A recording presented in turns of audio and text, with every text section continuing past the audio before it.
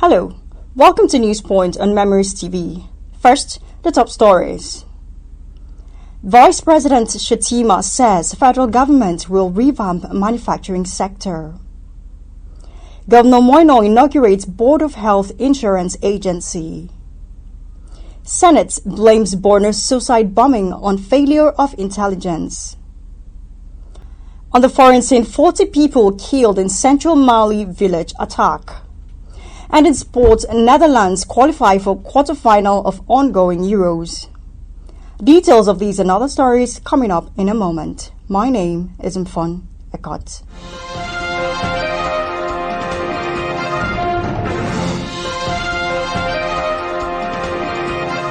And now the news in full.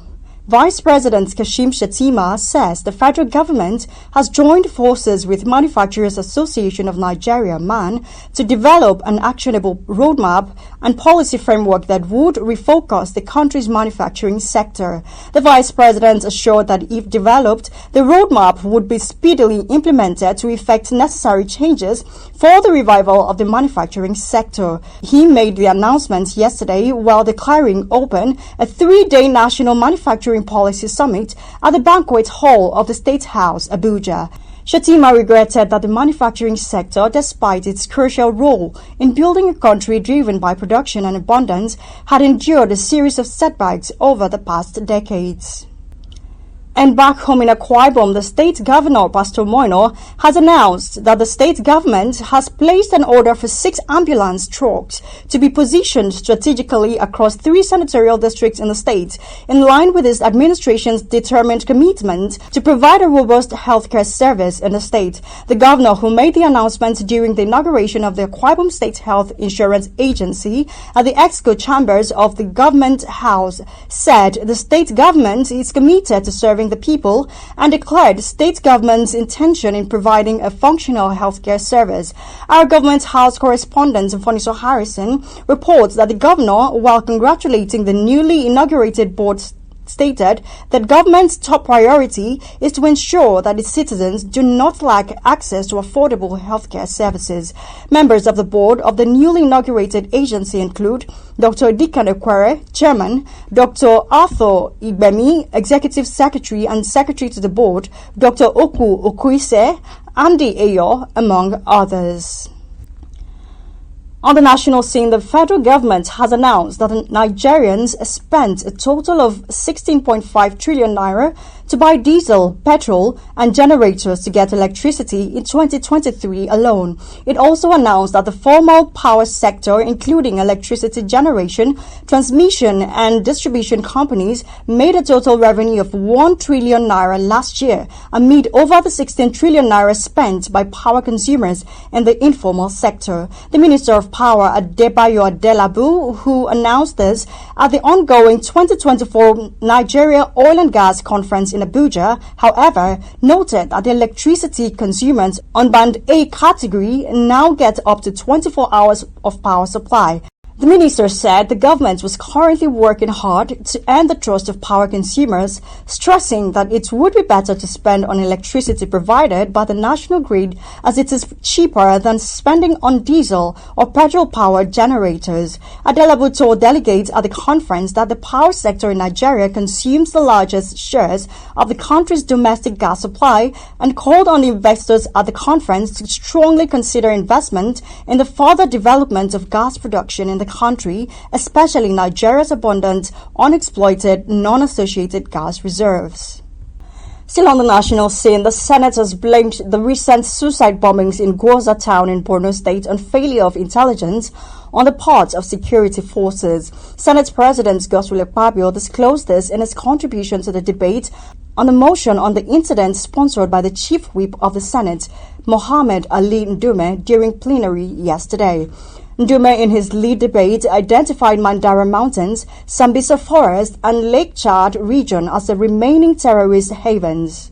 In its resolution, the Senate urged the federal government to direct the military to rethink its conventional strategies in fighting insurgency and other crimes by deploying modern technology and scientific tactics.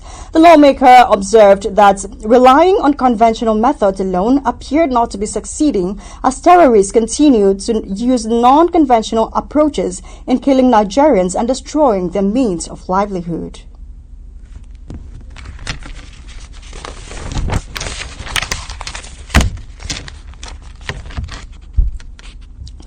The Nigeria Center for Disease Control and Prevention, NCDC, says Nigeria has recorded over 2,100 suspected cases of cholera outbreak and 63 deaths across 33 states of the Federation. Director General of NCDC, Jide Idris, who stated this while briefing journalists on the measures deployed against the outbreak, noted that this marks a significant increase from the 1,579 cases reported just about a week ago, highlighting the rapid spread of the disease with a 3% fatality rate as recorded in June 30th, 2024. He also attributed the outbreak to the consumption of contaminated water and food, highlighting the highly contagious nature of the disease.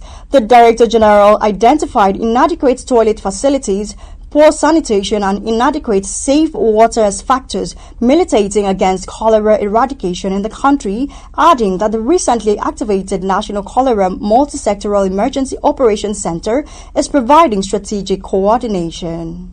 You're listening to News Points on Memories TV. We'll bring you more reports after the break. Stay with us.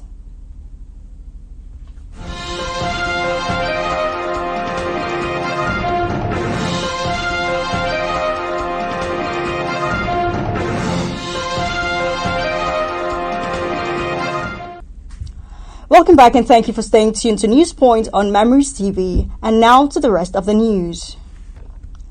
And moving on to the foreign scene, unidentified men have killed about 40 people in an attack on the village in central Mali. Local officials say the attack took place on Monday in Mopti region, one of the several areas in Mali's north and center where jihadist groups linked to the Al-Qaeda movement and Islamic State have been active for over a decade. Banka's Mayor Moulay Guindo says it was a serious attack with armed men surrounding the village and shooting at people. Guindo was not able to share a death toll. However, two local officials speaking on condition of anonymity said around 40 people were killed.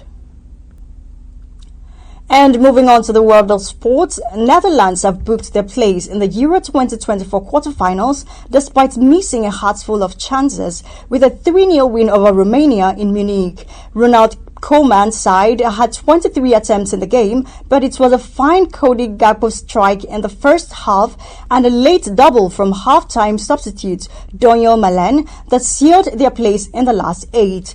Romania had approached their first knockout game since Euro 2000 with no fear, with their energy and positivity forcing the Dutch to drop deep with a 10-minute mark.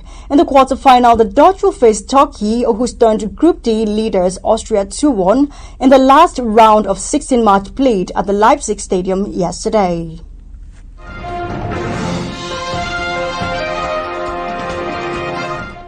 And that's News Point on Memories TV, but before we go, let's take a recap of the top stories.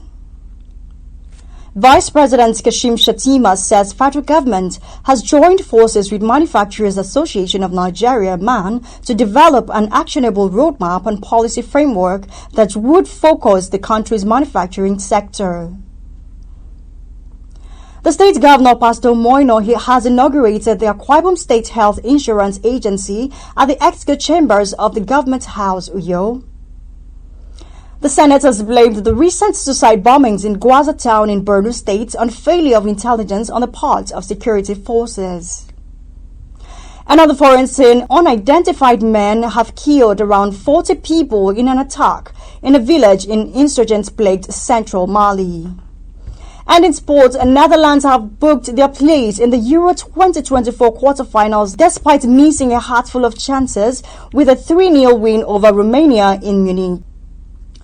And that's the size of a news package. For views regarding our news or coverage of your newsworthy event, you can reach us on email at newsroom@memoriesmediang.com or call our newsroom hotline on the number displayed on the screen. You can also follow us on Facebook at Memories 965 FM. And that's the news. My name is Mfon Ekot. Thank you so much for watching.